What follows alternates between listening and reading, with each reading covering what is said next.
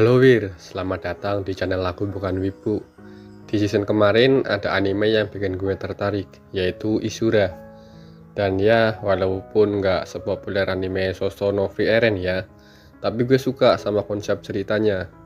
Dan kali ini gue mau bahas kelanjutan dari anime Ishura.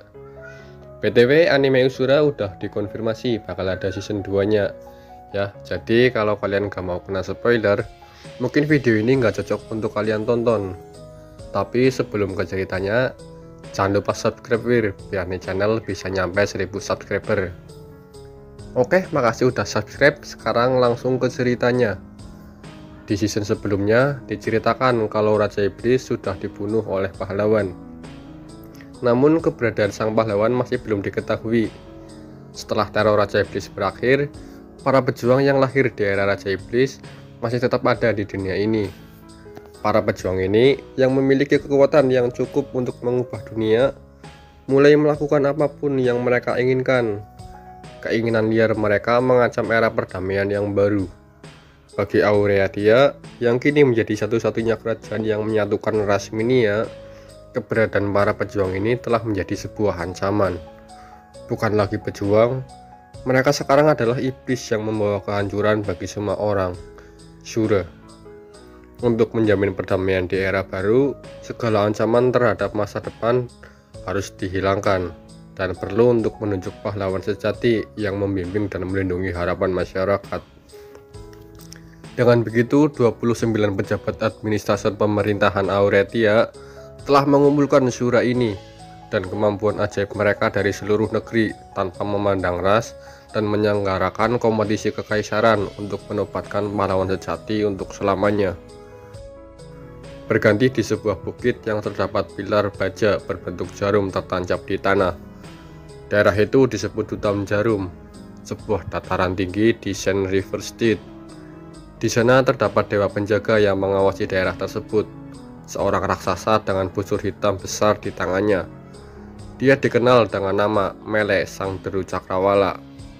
Suatu hari, seorang bocah laki-laki pergi memanjat bukit tempat Mele berada. Bocah itu bernama Miroya. Dia mendengar rumor bahwa kalau seseorang bisa menarik busur milik Mele, dia akan menjadi orang terkuat di desa.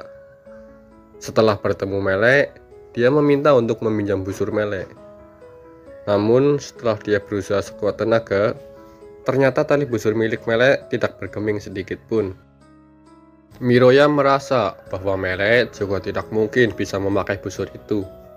Alasan kenapa Miroya bisa yakin, karena Miroya belum pernah melihat Mele bertarung. Belum lagi, dia hanya melihat Mele bermalas-malasan di bukit. Sambil duduk di rumput, Miroya melirik ke busur hitam yang tergeletak di tanah, lalu menggerutu. Benda macam apa ini? Bahkan ketika ku tarik talinya, itu sama sekali tidak bergerak. Lagian Mele, aku belum pernah melihatmu memakai busurmu. Apa kau memang bisa memakai benda seberat itu? Mele tertawa sombong dan dengan percaya diri berkata, "Bocah, kau pikir aku ini siapa? Hei, aku hanya mengkhawatirkanmu. Aureatia bahkan punya Rosclay yang mutlak. Bahkan ada Torowa yang mengerikan juga. Mereka muncul di semua cerita menakutkan. Menurutku, tidak mungkin kamu bisa mengalahkan mereka," kata Miroya yang cemas. "Sekarang kau berbicara omong kosong. Aku katakan padamu, akulah orang terkuat yang pernah ada. Jika aku berusaha sekuat tenaga, tak ada seorang pun yang bisa mengalahkanku." Miroya yang mendengar perkataan Mele seperti sebuah bualan membuat dia semakin cemas. "Apa? Yang kau lakukan hanya bermalas-malasan. Aku yakin Rosclay jauh lebih kuat darimu." Tak berniat beradu mulut dengan Miroya, Mele mengutarakan alasan dia mengikuti turnamen di Aureatia. "Kau seharusnya bilang bahwa aku akan menang di turnamen Aureatia nanti. Hadiah Aureatia memang bukan lelucon. Aku bisa membangun kembali rumah kuto yang tersambar petir, dan bahkan mengganti kincir air tua yang di sebelah barat." Setelah tahu alasan Mele mengikuti turnamen, Miroya kembali mencoba menarik busur Mele sekali lagi. Namun, busur itu masih tidak bergeming sedikit pun. Di tengah kelakuan Miroya, tiba-tiba Mele memandang ke alam liar dan melihat akan terjadi badai besar. Dia menyuruh Miroya pulang karena akan terjadi badai. Dan di malam harinya benar-benar terjadi badai yang dahsyat. Hujan lebat disertai angin kencang, bahkan banyak pohon tumbang dan berterbangan. Karena badai tersebut, volume air di sungai meluap dan menjadi gelombang banjir yang turun dengan cepat. Gelombang tersebut akan melewati kota tempat Miroya dan penduduk yang Mele jaga selama 200 tahun. Mele tahu hal ini akan terjadi. Itu karena bencana ini terjadi setiap tahun sekali. Dia mengangkat busur bajanya dan mengambil pilar baja yang tertancap di bukit sebagai anak panahnya. Ketika Mele melepaskan tali busurnya, pilar baja itu melesat dengan sangat cepat dan menghantam jalur gelombang banjir tersebut. Akibatnya, gelombang banjir tersebut menjauh dari penduduk kota dan mengalir ke dataran rendah dan tanah gersang di pinggir kota. Setelah bencana banjir besar terlewati, Miroya yang berada di rumahnya sedang menyikat gigi sambil mengobrol dengan ayahnya. "Ayah, ada seorang yang dari Saint Riverstead yang akan pergi ke Aureatia kan?" "Oh, kau berbicara tentang Mele? Apa kau juga ingin pergi ke Aureatia?" kata ayah Miroya yang selesai menggosok gigi. Miroya yang penasaran menghentikan gosok giginya. Dia menatap dengan pandangan kosong, lalu berbalik memandang ayahnya dan bertanya, "Tidak, hanya saja aku penasaran kenapa Mele pergi ke pertandingan kerajaan itu. Lagian menurutku, dia tidak perlu berbuat sejauh itu untuk mendapatkan uang bagi desa." Memahami apa yang putranya ingin sampaikan, ayah Miroya tersenyum lalu menjawab, "Sejujurnya, pertandingan kerajaan adalah sesuatu yang kita semua putuskan demi Mele juga." "Demi Mele?" Mata Miroya terbuka lebar karena terkejut mendengar alasan yang sebenarnya. Namun, ayah Miroya masih tetap melanjutkan penjelasannya. "Itu benar. Mele, dia belum pernah keluar dari Saint Riverstead sebelumnya. Dia selalu berada di atas bukit itu, tidur, memakan apa yang dibawakan penduduk desa, menembak jatuh wyvern untuk diambil dagingnya, selalu seperti itu, bahkan ketika kakek buyutku masih kecil." Setelah Miroya mendengar tentang kehidupan yang Mele lalui, dia semakin penasaran. Apakah dia tidak pernah ingin bepergian? "Aku yakin dia ingin melakukannya. Biasanya, raksasa menjalani gaya hidup nomaden. Badai tahun ini sudah berakhir. Itu sebabnya kami ingin dia bepergian, walau hanya sebentar, dengan jaminan kelangsungan hidup kami untuk 1 tahun lagi. Kami pikir akan menyenangkan jika dia bisa membuat beberapa kenangan di luar desa ini," kata ayah Miroya sambil tersenyum. Namun, Miroya masih mengkhawatirkan Mele. "Tapi, dia akan bertarung di pertandingan kerajaan. Bahkan, Rosclay akan berada di sana. Bukankah itu menakutkan?" Mencoba menenangkan Miroya, ayah Miroya menceritakan kehebatan Mele. Menurutku itu mungkin agak sulit untuk kamu pahami saat ini, Miroya. Mele itu kuat, jauh lebih kuat dari yang kamu kira, Miroya. Tahukah kamu, 80 tahun lalu, pasukan Raja Iblis telah menyebar sangat dekat dengan tempat kita berada sekarang." "Apa? Mustahil." Miroya terkejut. "Itu kebenaran. Waktu itu, seluruh area dipenuhi oleh pasukan Raja Iblis. Situasinya begitu suram hingga ada beberapa keluarga yang memilih untuk bunuh diri. Namun, Saint Riverstead kami sendiri tetap aman. Aku ingat semuanya. Hampir setiap hari, Mele berdiri di atas bukit itu dan mengawasi pasukan Raja Iblis. Dia memegang busur hitam di tangannya. Dia tidak menembakkan panah apapun. Tapi, ekspresi muram di wajahnya membuat pasukan Raja Iblis tidak berani mendekat. Ini semua berkat Mele.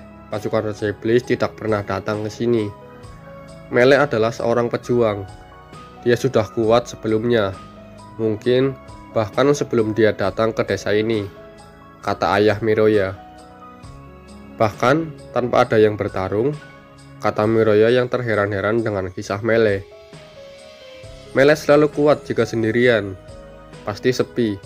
Jika dia bertarung, dia akan lebih kuat dari siapapun. Namun tetap saja, dia terus melindungi desa ini tanpa pernah memamerkan kekuatannya kepada siapapun. Setelah mendengar kisah Melek dari ayahnya, Miroya bertanya dengan agak ragu, "Ayah, menurutmu Melek bisa mengalahkan Rosklai?" "Tentu saja dia bisa," kata ayah Miroya dengan sangat yakin. Di sisi lain, tepatnya di Yamagabaren, sebuah gurun tandus di samping pegunungan Itaagi.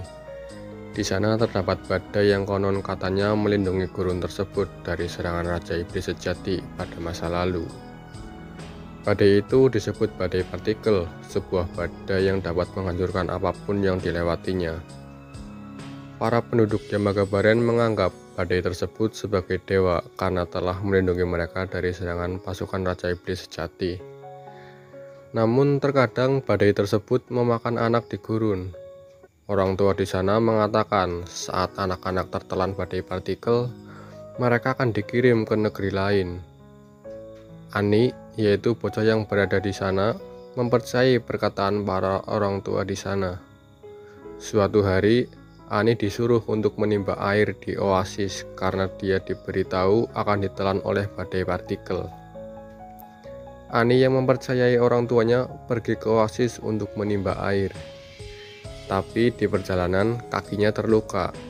Beruntungnya ada seorang Zumeu atau manusia kadal dan tuanya yang berada di kereta membantu dia. Ani diberi kain untuk membalut lukanya. Tak lama kemudian, setelah sampai di oasis, badai partikel itu benar-benar datang dan menelan Ani. Namun, saat ditelan badai partikel, Ani menyadari bahwa anak-anak yang lain yang pernah ditelan badai partikel tidak pergi ke negeri lain. Mereka rupanya menjadi tengkorak yang kini banyak tergeletak di samping Ani. Mengetahui akhir hidupnya akan segera tiba, Ani sadar bahwa para orang tua di Yamagabaren membohongi anak-anak demi bertahan hidup. Berganti skin di kota Togi, kota dengan banyak loyalitas kerajaan lama berkumpul. Buat yang belum tahu, Aureatia itu gabungan dari 3 kerajaan yang menjadi satu, dan di kota Togi banyak orang yang menentang Aureatia dan ingin mengembalikan kerajaan menjadi 3 seperti dulu. Kuro yang berhati-hati sedang berjalan menghindari pengejaran dari para loyalis itu. Dia memiliki perjanjian untuk bekerja sama dengan Aureatia. Kuro berjalan ke arah kerumunan di pasar dan membaur dengan kerumunan orang. Melihat ada musuh yang mendekatinya, dia tetap tenang dan menjentikan tangan yang berada di saku mantelnya. Lalu, sebuah anak panah halus melesat ke tenggorokan orang tersebut dan membuat dia jatuh ke tanah tanpa bisa bergerak. Saat berjalan, tiba-tiba ada seorang gadis berbisik kepadanya. Suara tersebut memberitahukan lokasi dan ancaman yang mendekati Kuro. Dengan insting dan kemampuannya, Kuro berhasil menghindari kejaran dari musuhnya dan bahkan membunuh beberapa orang yang mengejarnya. Setelah berhasil keluar dari pasar, suara gadis tersebut semakin mendekat. "Kuro, aku kira para prajurit di jembatan melihatmu. Kita mungkin harus lari," kata gadis tersebut. "Kalau begitu, kau tidak boleh melakukan gerakan yang mencolok, Junei. Jika orang-orang dari kerajaan lama mengetahui tentangmu, itu akan menimbulkan banyak masalah bagiku di kemudian hari," kata Kuro dengan nada dingin ke gadis kecil yang seperti burung. Hehehehe. Di tangan Kuro, gadis muda itu tertawa kecil karena malu. "Kuro, hei Kuro, apa kamu mengkhawatirkanku?" kata Junei yang menggoda Kuro. "Aku mengkhawatirkan segalanya, segala sesuatu yang membahayakan hidupku," kata Kuro acuh tak acuh sambil terus berjalan. Kuro melihat ke belakang sekali lagi. Meski sudah melakukan tindakan pencegahan yang sempurna, dia masih jauh dari kata lega. Di masa lalu, dia bertarung melawan musuh yang sangat kuat. Menghadapi pasukan kerajaan lama sebanyak ini, dia mungkin bisa melawan mereka secara langsung dan menang. Namun, dia tahu banyak contoh di mana anggapan semacam itu bisa menyebabkan kematian. Jika dia menganggap enteng musuh, dia bisa mati. Tidak peduli seberapa kecil kemungkinannya, semua pertempuran dilakukan dengan kemungkinan kematian. Mereka mengejarku karena mengetahui sepenuhnya siapa aku. Tidakkah menurutmu mereka mengirim seseorang yang lebih kuat dariku? Kata Kuro dengan pelan sambil terus berjalan di dalam kerumunan. Tapi, tidak ada orang yang lebih kuat darimu, kata Tsunei yang sedang bersembunyi di saku mantel Kuro. Tetap ada kemungkinan aku terbunuh. Lagian, masing-masing dari mereka mencoba membunuhku, kata Kuro dengan tenang. Kemudian, setelah beberapa saat, mereka sampai di tempat pertemuan. Kuro lalu menyelinap ke dalam gerbong kereta kuda tersebut. Aku Kuro yang berhati-hati. Apa kamu utusan dari Aureatia? Dia mengumumkan ini saat dia naik ke dalam gerbong. Di dalamnya ada satu-satunya penumpang, seorang wanita dengan aura anggun dengan rambut coklat diikat di belakangnya. Ya, aku Menteri ke-17 Aureatia, Elea Sidak Merah. Aku berterima kasih karena kau telah menanggapi proposal kami. Setelah memasuki kereta, Kuro merasakan ancaman dari dalam gerbong. Namun itu bukan dari Elea yang ada di depannya. Namun, dia mengabaikan itu. Menteri ke-17, kita berada di wilayah musuh. Aku tidak menyangka salah satu dari 29 pejabat Aureatia datang jauh-jauh ke sini. Ya, menyusup ke tengah wilayah musuh seperti ini adalah tugas unit mata-mata seperti diriku. Selain itu, Aureatia yakin bahwa kamu cukup berharga untuk mengirim salah satu dari 29 menterinya untuk menemuimu. Orang paling tajam di antara semua kulit mata-mata Obsidian Ace, Kuro yang berhati-hati, kata Elea dengan senyum rayuan. Namun, Kuro yang sudah berpengalaman menganggap senyum Elea hanya sebagai hal yang mencurigakan. Aku tidak lebih dari seorang mata-mata biasa sekarang. Yang lebih mendesak lagi, aku sedang diikuti. Aku mencoba untuk melepaskan diri dari pengejarku sebanyak mungkin. Tetapi, tidak ada jaminan bahwa mereka tidak memblokir gerbong ini, kata Kuro sambil mengintip ke belakang lewat celah di gerbong. Tenang saja, kita akan langsung pergi dari kota Togi. Namun, akan sulit untuk melewati pos penjagaan. Jadi, kita akan menyelinap melalui rawa. Tapi, apakah kamu baik-baik saja meninggalkan gadis homunculus itu kembali ke kota? Kudengar, dia selalu menemanimu. Mengetahui bahwa Elea menyadari keberadaan Tsunei, Kuro menghela nafas cukup berat. Jadi, kamu juga tahu tentang dia ya? Kamu boleh keluar, Tsunei. Seorang gadis muda merangkak keluar dari dalam mantelnya dan menatap Elea dengan agak khawatir. Halo. Dia Tsunei, si pengembara. Aku ingin membawanya bersamaku jika memungkinkan. Anda memiliki wewenang untuk mewujudkannya, bukan? Kuro sedikit membungkuk dan meminta persetujuan Elea. Aku tidak keberatan. Jika hanya itu yang ada, maka kami akan mengizinkannya masuk ke Aureatia berdasarkan kebijaksanaan pribadiku. Benarkah?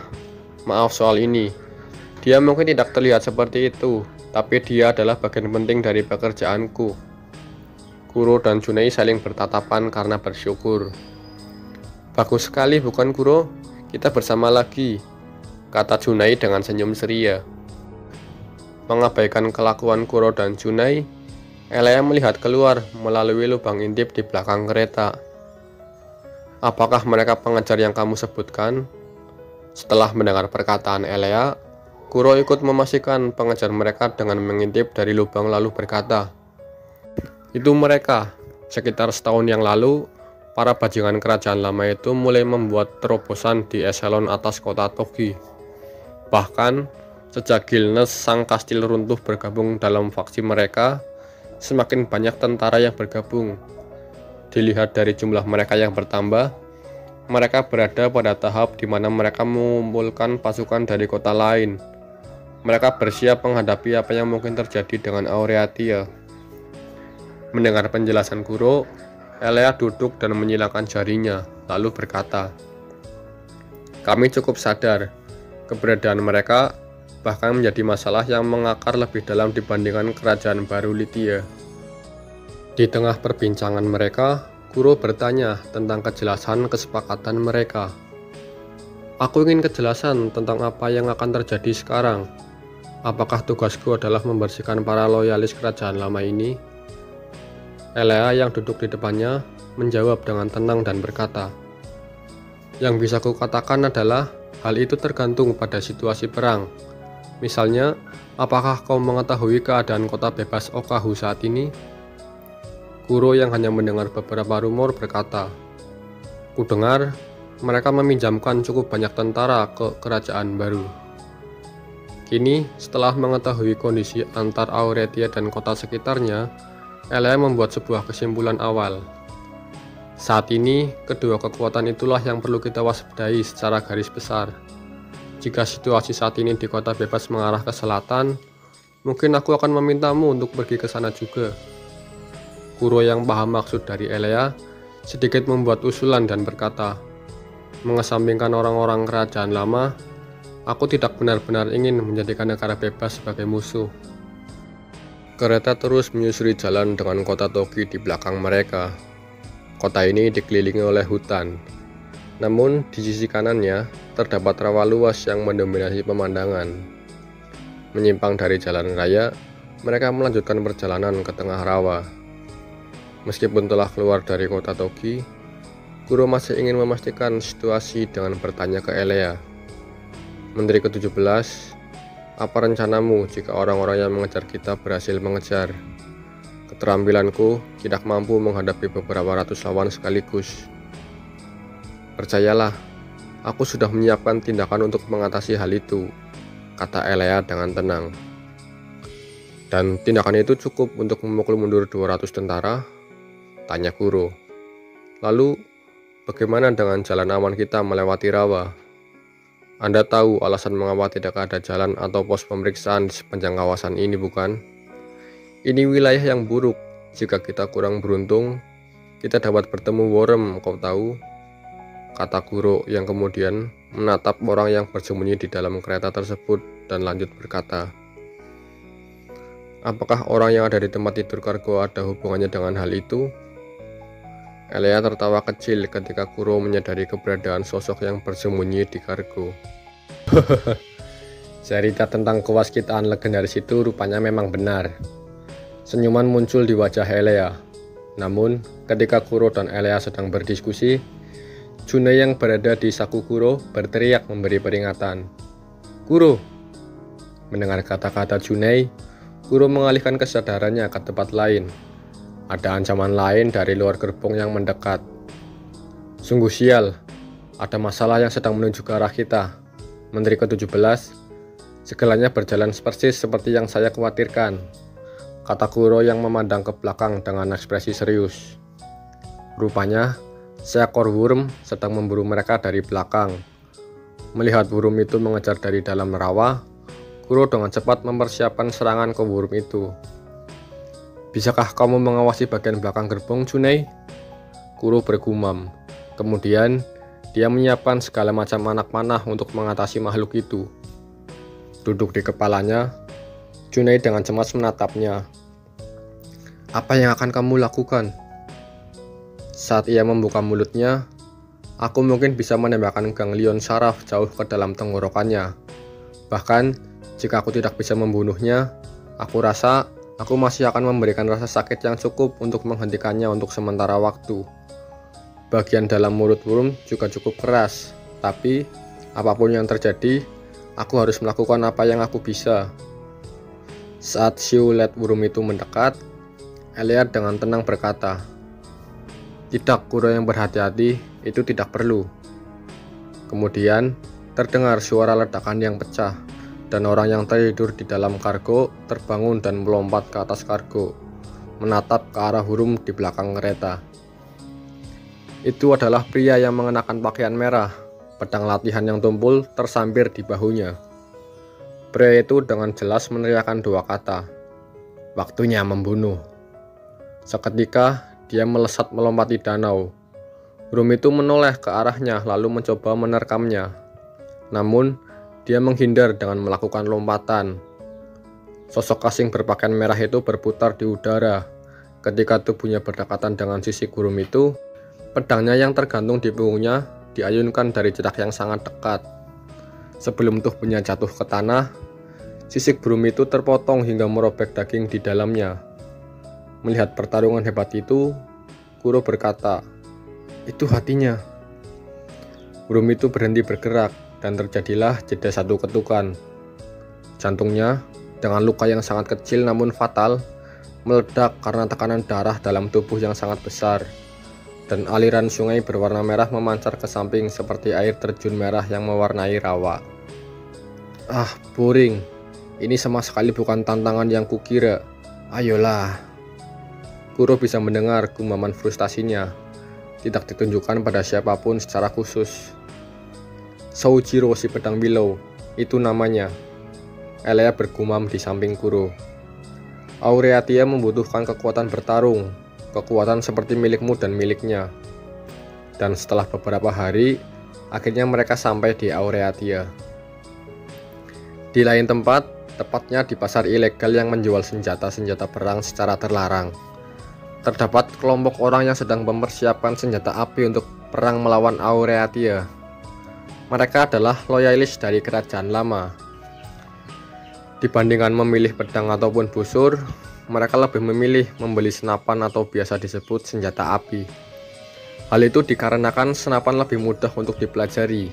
Bahkan, ada rumor bahwa Torowa yang mengerikan, dia memiliki beberapa pedang sihir, namun dia terbunuh oleh Alus si pelari bintang dengan senapan sihirnya. Kemudian, setelah berhasil mendapatkan senapan untuk persiapan perang, mereka mencoba mencari pedang peninggalan Torowa. Dan setelah beberapa hari, tepatnya di reruntuhan kota Lithia, tempat terjadinya perang antar Aureatia dan kerajaan baru Lithia, tepatnya di tower tempat Wyvern yang kini menjadi menara kosong, terdapat dua orang yang sedang bertemu. Satu orang dengan perawakan kecil dan yang lainnya dengan perawakan yang sangat besar. Itu adalah Kuro yang berhati-hati yang sedang berbicara dengan mantan prajurit Taren, yaitu Sisma si Miasma. Mereka dulu adalah rekan saat berada di Obsidian Age. Yang ingin aku ketahui adalah kemana pasukan kerajaan baru pergi. Aku mendengar rumor bahwa setelah kebakaran besar, sejumlah besar tentara berpindah ke kerajaan lama. Aku ingin mendengar semua detailnya, kata Kuro. Si Ogre mengejek. Peramal Kuro, keluar dan menanyakan informasi. Padahal dengan bakatmu yang dulu, kau bisa mengetahui segala hal hanya dengan duduk di puncak menara. Sekarang segalanya sudah berbeda. Ya, ada beberapa orang di kerajaan baru sejak awal yang memiliki hubungan dengan pihak kerajaan lama. Mereka pergi dan membawa senjata ke kerajaan lama. Ada juga sekelompok orang bodoh yang tidak peduli apapun selama mereka berperang melawan Aureatia yang sangat mereka benci. Bahkan, Lana si badai bulan telah mati. Dia sudah menjadi tumpukan mayat di pinggiran kota. Aku menguburkannya. Tetapi kemudian, aku mendengar bahwa dia adalah kolaborator dari Aureatia. Walaupun Lithia kalah, setidaknya aku berjuang demi bisa menjalani hidup yang layak. Meskipun sepertinya itu hanyalah pertarungan yang sia-sia pada akhirnya. Setelah mengatakan semua informasi itu, Sisma mengeluarkan senjatanya, sebuah sabit panjang. Tebasan Sisma tidak kunjung datang, dan setelah beberapa saat, Kuro merasakan bahwa racun udara telah menyebar di sekitarnya. Kau terlambat menyadarinya, Kuro. Bakat kewaskitaanmu memudar ya. Teriak Sisma sambil melesat ke depan dan mengayunkan sabit panjangnya ke arah leher Kuro. Namun, sebelum sabitnya mengenai leher Kuro, sebuah baut menembus mata Sisma. Rupanya Kuro sudah mengantisipasi serangan Sisma. Katakan lagi, apa yang kau bilang tentang kewaskitaanku? Kata Kuro dengan tatapan dingin memandang Sisma. Jangan terlalu marah. Itu hanya lelucon, Kuro. Sisma terkekeh, kemudian dia mundur secara perlahan hingga menabrak tembok lalu duduk terjatuh di lantai. menang melawanmu? Aku tidak akan pernah memimpikannya. Zisma kembali tertawa kecil dengan wajah yang kini tambah sekarat. Mengetahui bahwa Zisma sudah sangat sekarat, Kuro mendekat dan bertanya untuk terakhir kalinya. Apa yang direncanakan kerajaan lama? Aku tidak bisa memberitahumu. Mereka tidak memberitahuku apapun. Tidak ada yang mempercayai salah satu dari kami, ras monster. Setelah mengucapkan kalimat terakhirnya, kini Zisma telah mati. Kuro yang menyadari kematian Zisma menggertakkan giginya karena menahan emosi. Dia berbalik kembali, kemudian terdapat suara rekannya yang saat ini sedang berada di puncak menara. Kuro! Teriak Junei yang kemudian langsung hinggap pada saku mantel Kuro. Tidak ada yang datang sama sekali. Hai, kamu harus berbicara dengan teman lamamu kan? Kata Junei yang dari tadi mengawasi sekitar menara. Ya, tapi dia adalah salah satu teman yang belum pernah kutemui secara langsung. Aku perlu memberi penghargaan kepadamu karena telah menjadi pengawas yang baik. Apa yang kau suka? Kata Kuro. Aku ingin makan buah hawthorn. Apakah itu tidak apa-apa? Kata Junei dengan semangat. Apakah hanya itu yang kamu inginkan? Kuro tertawa kecil ketika mendengar permintaan Junei. Namun, karena alasan inilah Kuro bisa mempercayai Junei. Berpindah di pinggiran kota Togi, tepatnya di markas basis pasukan loyalitas kerajaan lama. Terdapat insiden misterius di mana sebagian tentara loyalis telah dibantai. Tubuh mereka tercabik-cabik, ada juga yang terbakar sampai mati dan tertembak peluru secara brutal. Salah satu komandan tentara loyalis, yaitu Bihatsi alat luar biasa, mengerang karena kesal. Selain pasukan mereka banyak yang terbunuh, bahkan mereka tidak memiliki informasi apapun tentang pelaku yang menimbulkan bencana ini. Namun, beberapa saat setelah mereka menyelidiki kejadian ini, terdapat saksi mata yang bilang bahwa pelaku dari kejadian ini adalah pasukan Raja Iblis, yaitu seorang monster. Dampak dari penyerangan ini membuat kekuatan pasukan loyalis kerajaan lama untuk menyerang kerajaan Auratia menjadi lemah. Karena kejadian ini juga, dendam dari pasukan loyalis kerajaan lama semakin memuncak. Mereka bertekad akan membalaskan kematian dan pengorbanan dari rekan-rekan mereka yang terbunuh hari ini.